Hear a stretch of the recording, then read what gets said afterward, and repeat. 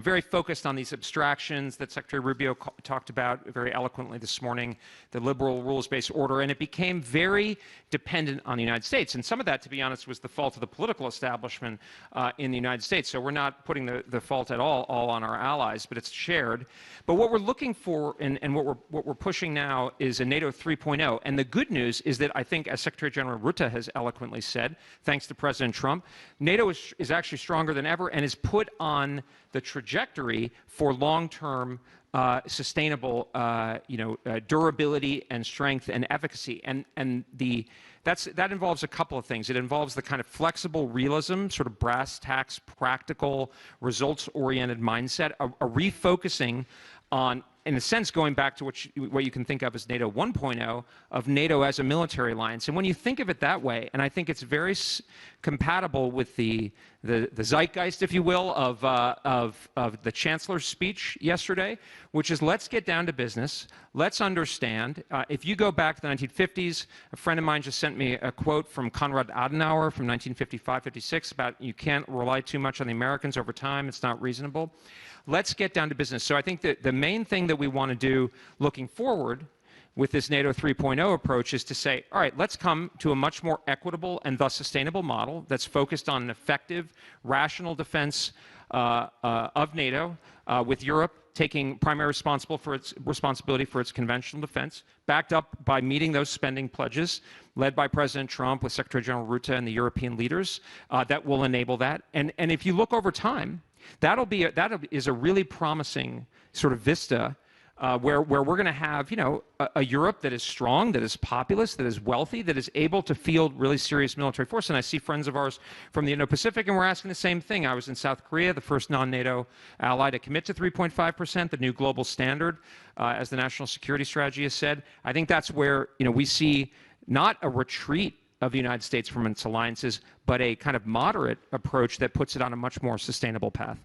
So, Bridge, that was a great answer, but it was a yes/no question. And the issue I have with that, and so even if everyone buys that this is where NATO 3.0 is headed and what it needs to be, the reason why the question is, at least as you called it, theological, is because it could be real. I mean, so for example, take the town of Narva in Estonia, Russian-speaking. Russia could attack and say, you know what, we take this territory. Estonia then could invoke Article 5, which everyone knows the only country that has ever done that is the United States. I mean, you can't give a NATO 3.0 answer to that. It kind of has to be a yes or no. I think the NATO 3.0 answer is the answer to that, because the president points out, we're not going to, I'm a government official. When I was in the think tank, I might have given you a different answer. I'm a government official, and we don't engage in speculation. What the United States is doing and backs up, and the president has shown in places like Venezuela and in Operation Midnight Hammer, is he is prepared to use military force decisively to back up his pledges, to work with our allies, like our model ally, Israel. And we train, we ready our forces, we think intimately, I think intimately, and we have discussions about just these practicalities that show, and this is the spirit, certainly we at the Department of War, but I would say throughout our administration, is we are more in the delivering results and readiness business than in the cheap talk business. And that distinguishes us from our predecessors. I will say that directly, because you challenged me on this point. President Trump and his administration, under his historic leadership, we are doing more, and we are going to be ready, but we're putting things on a more sustainable basis, and I think that's the best answer I can give. And that's an answer that Europeans should actually, that's a credible, honest, candid, realistic answer. You can have all the shibboleths, the recitation of the shibboleths, you can have all the promises, but if you can't practically and realistically back it up and make it worthwhile to the American people, that's an empty promise. Sure. I mean, look, the Europeans, when they've heard this, and what they've responded to me in the past is that, and I don't defend the Biden administration here, but words do matter, signals matter. And, as far as that goes, there is a sense of fear in Europe that the clause doesn't matter as much anymore. Let me shift now from... Can I just say one thing on that? I think words do matter. I think what we're saying is, we are going to make sure that we and our allies are making commitments and we're following through on it. We're about delivering results. And so, I think the last administration was a lot of overpromising and under-delivering. We're sort of in the opposite, camp, or not opposite, but like being clear, strong and clear but quiet, and kind of not looking to sort of peacock, if you will, but really focusing on building up strength. I mean, President Trump has committed to pursuing a $1.5 trillion budget. We have a historic attempt to overhaul our sort of laggardly and in some cases moribund defense industrial base to get it fit for purpose. National mobilization of our defense industrial base. That's what our allies should actually want. That's results. Sure, fair enough. I mean, again, Mark Rutte, when he was asked this question at Davos, said very clearly, Mr. President, we will come to your defense. But let me move on from Europe to the Indo-Pacific, because you've been arguing for a while, and now the administration does as well, that by sort of shifting burden sharing in this relationship in NATO, that allows the United States to have more of a focus on Asia. Talk to us a little bit about what that has meant in the last 14-odd months of this administration. Well, sure. I mean, I think what we say in both the national security strategy and the national defense strategy, we're going back to, kind of a common sense, pragmatic focus on Americans' interests and sort of mapping our overall strategy onto, where our interests are most impinged upon and most threatened and where our contributions make the most difference, but also critically where we think our allies' interests lie realistically, and also where they can make the most material and relevant contribution. So this is a very different model from the last administration's one theater approach, which was kind of a non-military, sort of non-realistic, much more sort of normative, rules-based international order approach. Ours is saying we're going to go meet our allies where they are. We hear people here talking about, obviously, a lot about Russia. I was in Korea. They're talking a lot about North Korea. You go other places, they're talking about, other countries, et cetera. We're saying, okay, we're going to work with the warp and woof. We're going to work with the current of those interests, and that's where countries will be willing to sort of put up. And then we'll take where our contribution is going to make the greatest difference and where our interests are most engaged, relatively speaking, and that's where we're going to focus. Doesn't mean we're going to do nothing in those other areas, but if you look at our strategy, it says Homeland and Hemisphere. We need to refocus. The military is a critical part of that. Obviously, a lot of that stuff is not in the military domain, but it is a critical part of that. Secondly, the first island chain and stability there, deterring China through strength, not confrontation. I think we have a very similar approach to our allies and partners there. And then in other theaters, obviously here, looking at Europe and NATO vis-a-vis Russia, looking to our wealthy allies, and I think the Chancellor made this point eloquently yesterday, saying, Germany alone is a larger economy than Russia. This is a viable, tractable problem. Similarly, I was in South Korea last month. They're saying, North Korea is our primary threat. Okay. And they're willing to take the lead for conventional defense on the peninsula as well.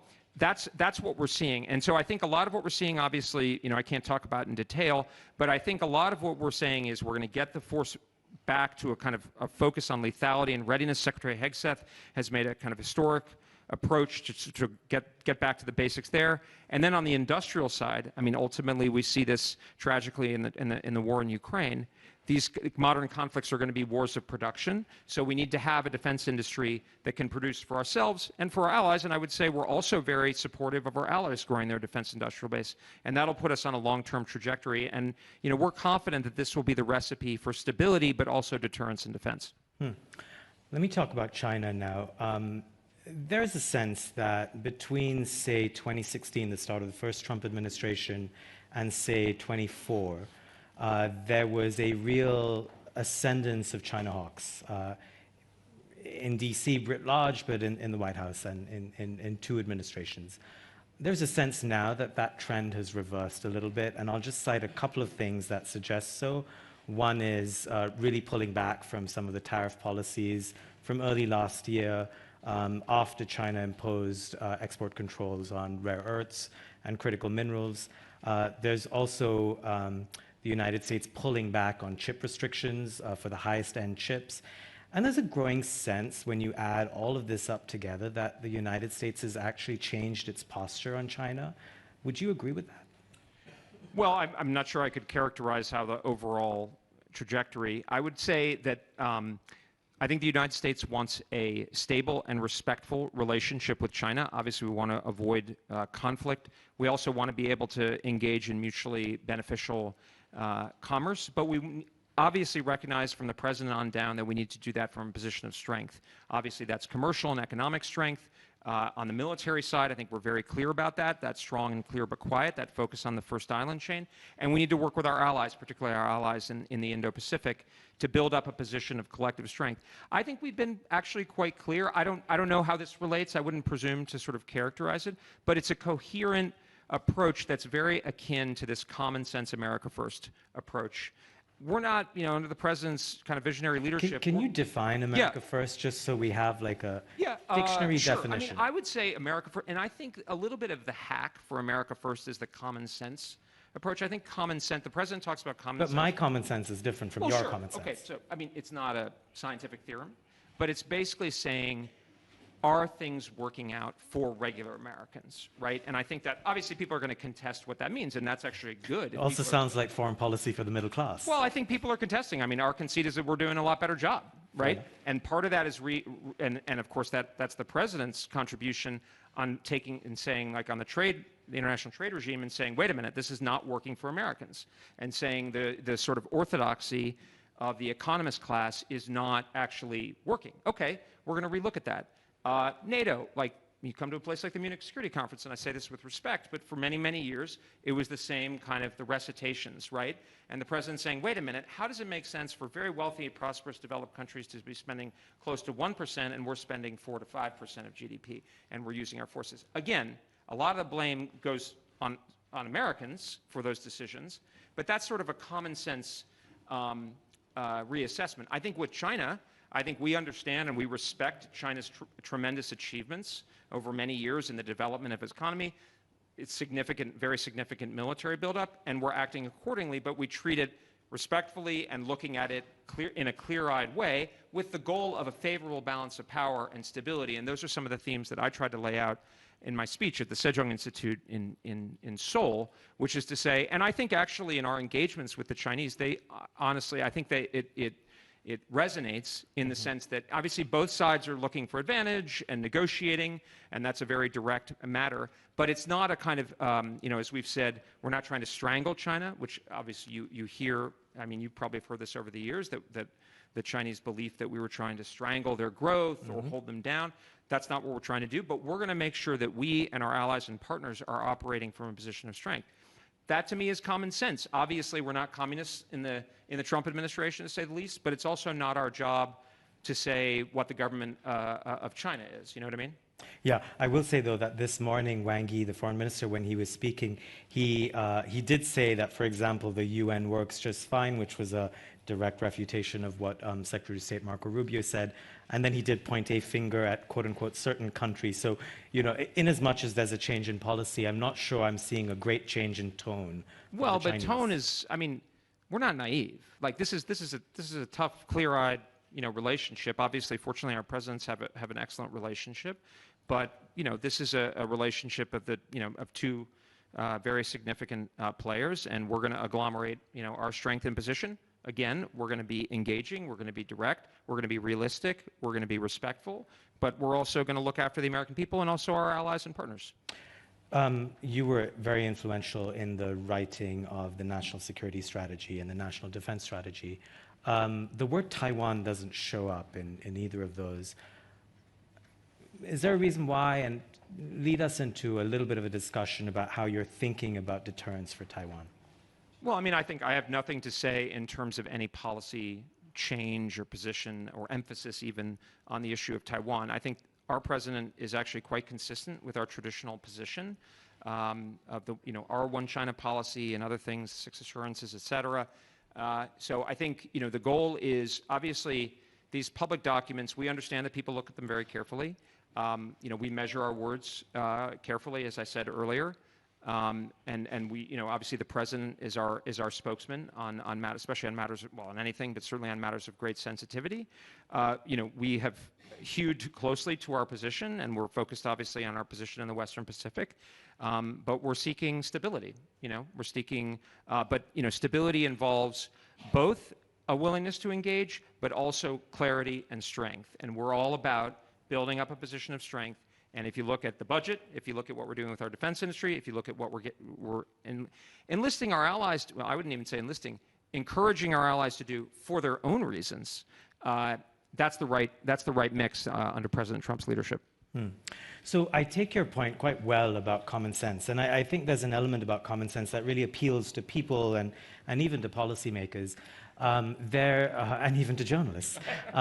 There's an element of cognitive dissonance for me sometimes when I look at utterances from the White House and documentation and then conversations like this. So one of them, of course, at the start of the year was Greenland. It genuinely befuddled many of us trying to understand, why the United States would threaten either war or coercive economic tactics to take territory from a NATO ally. The second one, and this is more related to what we were just talking about, was the idea of a Donroe doctrine, this idea that there are spheres of influence. And so in that kind of thinking, the United States focuses more on its hemisphere. And here's my question now. What happens to the other hemisphere? Because the implication then is that China and Russia should have their way. Well, let me actually directly answer this last point, because I hear it come up and I hear government counterparts talk about it.